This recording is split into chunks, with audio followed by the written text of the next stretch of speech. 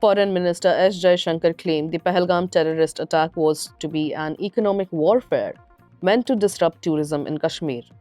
He asserted that India won't let Pakistan's nuclear weapons stop it from retaliating against terrorist attacks, as he shared his first hand account of the talks between New Delhi and Washington before the ceasefire deal in Islamabad. With in an exclusive chat with Newsweek in New York, the minister dismissed US President Donald Trump's claim of using trade to force India and Pakistan to accept a ceasefire after the escalation of India's Operation Sindoor in May.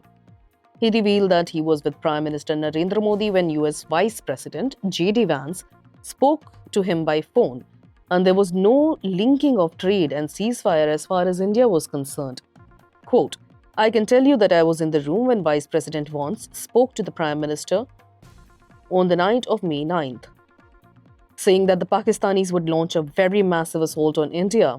We did not accept certain things. The Prime Minister was impervious to what the Pakistanis were threatening to do, unquote, Mr. Jaishankar said.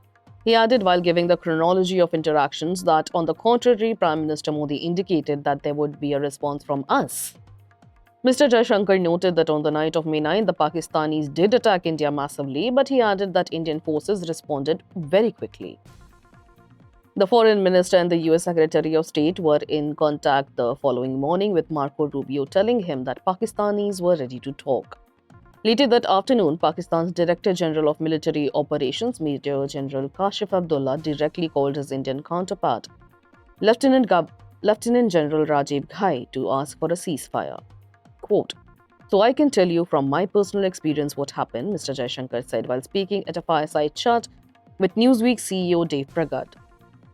According to the Foreign Minister, the Indian retaliation following the Pahalgam attack was driven by the notion of enough is enough, a sentiment caused by the continuous string of terror attacks emanating from Pakistan.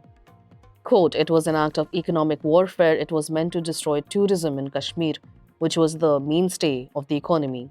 It was also meant to provoke religious violence because the people were asked to identify their faith before they were killed. So we decided that we cannot let terrorists function with impunity.